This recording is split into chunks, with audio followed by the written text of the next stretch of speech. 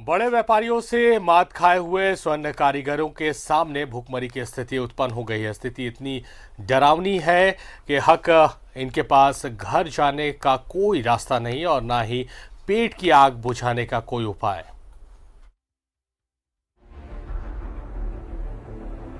पूर्वजों के समय से ही ये सभी कारीगर इस कार्य में लगे हुए थे। बड़े व्यापारियों की वजह से आर्थिक संकट की मार तो पहले से ही ये सभी झेल रहे थे। अब लॉकडाउन इनके समक्ष एक बहुत बड़ी चुनौती उभर कर सामने आया है। स्थिति इतनी भयावह हो गई है कि अब ये सभी दाने दाने को मोहताज हैं।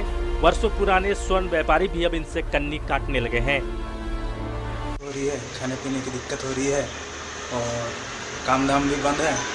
और जो हम लोग का यहाँ 50-60 कारीगर जो है फंसे हुए हैं, तो यहाँ पे हम लोग को कोई मदद का कुछ हो नहीं रहा है। दुकानदार लोग आपसे कोई संपर्क नहीं किए? नहीं, हम लोग 2 पीढ़ियाँ काम करते चले आ रहे हैं और यहाँ पे बड़े बड़े व्यापारी लोगों के आ जाने से हमारा व्यवसाय भी ठप होते जा रहा है। पूरे शहर वासियों को अपनी सेवा दे रहे इन कारीगरों को अब अपने घर की याद सता रही है। ज्यादातर कारीगर बंगाल के बेंदीपुर के रहने वाले हैं, जो इन दिनों लॉकडाउन की वजह से जुगसुलाई में फंसे हुए हैं। कारीगरों के अनुसार उन्हें यह एहसास भी नहीं था कि स्थिति इतनी भयावह हो जाएगी और इनके समक्ष भुखमरी की स्थिति उत्पन्न हो जाएगी। अभी तो यह 12 महीना हो गया आ गया है। क्या सोना का काम करता है। काम धंधा तो नहीं है, खाना पीना भी नहीं है। तो लॉकडाउन के चलते, लॉकडाउन के समय से ही आप यहाँ फंसे हुए हैं? है फंसे हुए। तो कोई मदद अब तक नहीं मिली? मदद नहीं मिला। पूर्वजों के समय से इस कार्य में लगे स्वर्ण कारीगर अपनी व्यथा मीडिया के माध्यम से जिला प्रशासन के समक्ष उठाने की कोशिश कर रहे हैं, ताकि संकट की घड़ी में उन लोगों तक राहत पहुंचाई जा सके।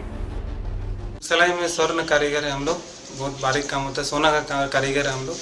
करीब 50-60 आदमी यहाँ फंसे हुए हैं, जो मेदिनीपुर, कलकत्ता ये सब साइड से आते हैं यहाँ पे काम करने के लिए।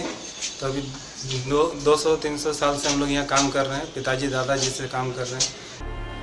अपनी सेवा दे रहे इन कारीगरों को अब जिला प्रशासन के साथ साथ जमशेदपुर के निवासियों से काफी उम्मीदें हैं।